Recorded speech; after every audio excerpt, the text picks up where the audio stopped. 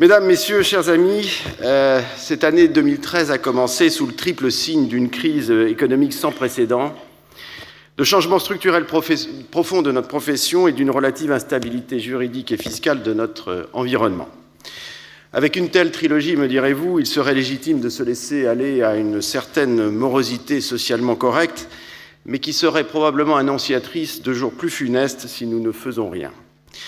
Aussi aimerais-je laisser quelques instants de côté de la croissance à -2, une fiscalité pharmaceutique renforcée par un PLFSS 2013 particulièrement nourri, un tout générique contre tiers payants et quelques PSE plus ou moins médiatisés, pour vous faire part de ce que sont mes croyances. Si j'utilise à dessein le mot de croyance, c'est qu'il implique une double question. En quoi croyons-nous et que croyons-nous ? Si nous devions placer notre croyance en quelqu'un, il me semble que c'est d'abord en nous, c'est-à-dire en toutes les femmes et les hommes qui travaillent pour nos entreprises et qui ont pour la plupart trouvé dans leur choix un sens sociétal réel, ce dont témoigne leur engagement. La crise de confiance qui traverse notre industrie face aux citoyens et aux politiques qui le représentent ne peut se résoudre ni par quelques communications à travers des médias assoiffés d'affaires, ni par l'obstination à paraître ce que le citoyen ne veut de toute façon pas voir. La confiance de notre industrie ne peut être que la conséquence naturelle de l'innovation perçue et du comportement de ceux qui la portent. De cette confiance dépend la qualité du dialogue que nous devons avoir avec les autorités, les professionnels de santé, les patients, mais aussi les corps intermédiaires et les médias d'information. Et cette confiance méritée doit être l'objectif du collectif, de tous et de chacun pris individuellement. Je crois donc en la force des hommes. Je crois en leur capacité au sein d'une entreprise à dépasser la tentation de la facilité, à penser différemment, à créer et inventer ce qui n'existe pas, à travailler ensemble dans le respect de l'autre et enfin à porter des valeurs sociétales d'une industrie tournée vers la santé au bénéfice des patients. Cette alchimie fantastique que nous pouvons entretenir au sein de chacune de nos entreprises dépend elle-même d'une volonté, celle que leurs dirigeants ont de faire en sorte que l'humain reste au cœur de l'entreprise et non l'inverse. Le LEM, au sein duquel j'ai un plaisir immense à partager l'action collective, se veut aussi tourner vers cet objectif de confiance retrouvée. Le LEM peut y contribuer en soutenant un certain nombre d'actions que je voudrais rapidement énumérer devant vous. Tout d'abord, travailler à une meilleure lisibilité de l'efficience du médicament. Deuxièmement, servir la cause de l'information juste et pertinente, mais aussi défendre la compétitivité de nos entreprises dans un cadre déontologique sécurisé. Contribuer à l'amélioration de la formation des professionnels de santé, mais aussi promouvoir la transparence. Anticiper le dialogue économique avec le payeur et l'État. Proposer une fiscalité juste et équitable. Soutenir le cadre juridique et surtout promouvoir nos métiers, former nos collaborateurs et développer les nouvelles passerelles de compétences. Ces axes sont aujourd'hui plus que jamais au cœur de nos préoccupations. La deuxième question est donc, que croyons-nous ? En d'autres termes, quelles sont nos convictions et nos combats qui peuvent faire qu'une crise devienne une opportunité ? Pour répondre, il nous faut revenir sur un constat très rapide. Sur le plan économique, l'industrie du médicament est entrée en récession en 2012, avec une diminution du chiffre d'affaires remboursable en ville de à peu près 3,3%. Il s'agit là d'un recul absolument historique, imputable notamment à un durcissement des politiques de régulation et qui intervient pour les entreprises dans un contexte de mutation de leur modèle de recherche et de globalisation sans précédent en ce qui concerne leur activité. Corollaire de cette évolution, l'emploi marque de réels signes d'essoufflement et si les tassements des effectifs a concerné jusqu'à maintenant essentiellement la recherche, le développement, mais aussi la visite médicale, il touche aussi maintenant à des fonctions telles que l'industriel et la production. Enfin, à l'échelle mondiale, l'attractivité de la France marque le pas en matière de recherche clinique. Rapportée à sa population, la France a rétrogradé en un an de la 2e à la 4e place mondiale en matière de recrutement de patients. Conséquence indirecte de ce manque de compétitivité, le nombre de dossiers d'AMM dont la France est rapporteur ou co-rapporteur s'est effondré en Europe. Imaginez-vous que l'agence française, qui se situait en termes de nombre de dossiers au niveau de son homologue allemand, juste derrière le Royaume-Uni, se place aujourd'hui à peu près au niveau de Malte ou de Chypre. Si le pays n'est plus choisi comme référent à l'Europe, il pourrait difficilement rester attractif pour les investissements en R&D, ce qui aura inévitablement des conséquences sur l'accès précoce des patients français aux innovations thérapeutiques. Pour autant, nous sommes face à un État qui prétend retrouver les 2 points de croissance qui manqueront inéluctablement à l'équilibre des comptes publics. Il prétend relancer la politique industrielle du pays, mais aussi développer la compétitivité en matière d'innovation et de surcroît inverser la courbe de tendance du chômage. Notre secteur, par son dynamisme, par l'innovation qu'il porte, par sa politique industrielle, y compris à l'export, peut contribuer à ce défi. Encore faut-il être force de proposition. Je vois 3 grandes opportunités de le faire. D'abord, premièrement, être capable de proposer un modèle économique alternatif pour le médicament, reposant sur un principe de lisibilité et d'anticipation des mesures législatives, à commencer par le fameux annuel PLFSS. Deuxièmement, penser différemment la politique de santé en France, au-delà même du médicament.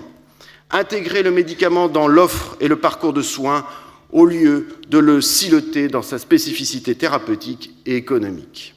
Troisièmement, enfin, rétablir une dynamique de compétitivité et d'attractivité pour les investissements en recherche et en production, notamment en encourageant les partenariats publics-privés. Mais aussi, cela peut être en préservant ce que nous avons fait, le crédit impôt recherche, en développant un cadre administratif et juridique qui soit favorable à la recherche dans ce pays. Les biotechnologies, notre leadership, notamment par exemple dans les vaccins et dans la recherche des maladies rares, peuvent offrir une telle opportunité. C'est en intervenant avec volontarisme et pugnacité dans les rendez-vous qui fixeront l'avenir de notre industrie que nous redonnerons un sens à ce qui parfois n'en a plus. Que ce soit au travers de la reconduction de l'accord-cadre, à travers le CSIS qui se déroule en ce moment même, du comité des filières, ou encore des échanges et des débats liés aux textes législatifs, il nous sera forcément donné l'opportunité d'exercer un leadership positif, un leadership constructif, tourné vers la contribution au redressement de notre industrie et à celle du pays. Mes chers amis, si je devais terminer cette introduction par un mot qui résume ce que doit être notre action, j'utiliserais volontiers le mot « ambition ». C'est peut-être parfois ce qui nous a manqué, conséquence d'une époque confortable mais révolue et d'un repli parfois excessif sur nous-mêmes. Nous avons perdu sans doute cette énergie que l'on trouve au plus profond d'une nécessaire remise en question. C'est à cela que j'aimerais contribuer en tant que manager et être acteur de la transmission que je dois à ceux qui me font confiance dans mon entreprise. Je vous fais cet aveu à bien y réfléchir, c'est peut-être là que je me sens le plus utile. Aider avec humilité à ce que chacun croit en lui-même, croit aux autres, et donner du sens et de l'ambition à ce que l'on entreprend. J'aime bien cette petite phrase qu'un lapin un peu bizarre prononçait devant une petite fille qui se prénommait Alice, dans un pays que l'on qualifie de merveille. Il lui disait ceci: « Quand j'avais ton âge, je m'exerçais une demi-heure par jour. Il m'est arrivé de croire jusqu'à 6 choses impossibles avant le petit déjeuner. » Je vous remercie. Merci.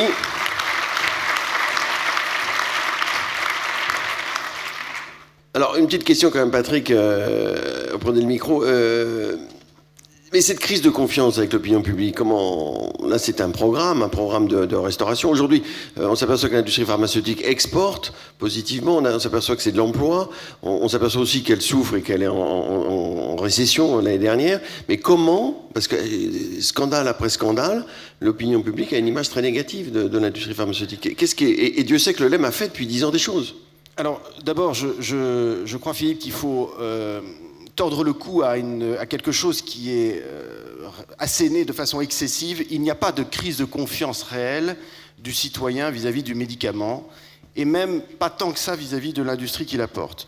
Une enquête récente qui va bientôt paraître, pour laquelle il y a une conférence de presse d'ailleurs qui est prévue dans quelques jours, sur la confiance des citoyens avec le médicament et les industries du médicament, montre clairement que plus de 90% des médecins gardent une confiance tout à fait affirmée dans le médicament, et plus de 86% des citoyens gardent une confiance dans leurs médicaments. L'image de l'industrie, d'ailleurs, n'est pas si écornée que ça, et cette enquête est d'ailleurs remarquable. Elle a été présentée par Brice Teinturier il y a très récemment au conseil d'administration du LEM, et elle porte sur 1000 personnes interrogées, toutes classes sociales confondues, et je crois démontre bien que déjà, la crise de confiance dont on parle régulièrement, c'est d'abord une crise de confiance plutôt avec les médias, et c'est une crise de confiance avec le politique. Et donc il ne faut pas confondre ce qui est écorné par les médias et le politique à travers effectivement des problèmes de sécurité sanitaire réels qu'il ne faut pas nier, avec une image qui est préservée, à mon sens, au niveau du citoyen et au niveau des médecins et des professionnels de santé en général. Donc les actions, il faut les continuer, mais les cibler plus sur ceux qui portent un message, qui est un message d'ailleurs, à mon sens, parfaitement décalé avec la réalité. Les médias et les politiques. Médias et politiques, on a le même phénomène d'ailleurs, on a eu le même phénomène avec le nucléaire. Lorsque vous regardez l'image que les gens ont du nucléaire aujourd'hui, quelques 2 ans après Fukushima, eh bien, vous apercevez que l'image du nucléaire est relativement préservée comme une énergie propre et une énergie utile. Et la confiance en nucléaire, en France, des enquêtes récentes l'ont montré, est relativement bonne, et même en Europe. Donc le citoyen n'est pas idiot, il voit bien quelle est la régulation et les normes de sécurité qui sont autour de ce qui est véritablement source de vie, source de progrès, source de croissance, source d'énergie, etc. Et ce qui est plutôt un art assez bien développé dans ce pays, c'est être capable de jeter de l'anathème sur quelque chose qui fait de l'audimat et qui permet à certains de trouver une plateforme d'expression lorsqu'ils n'ont plus rien à dire. Je ne citerai pas de nom, mais vous voyez bien à qui je pense. Pas du tout.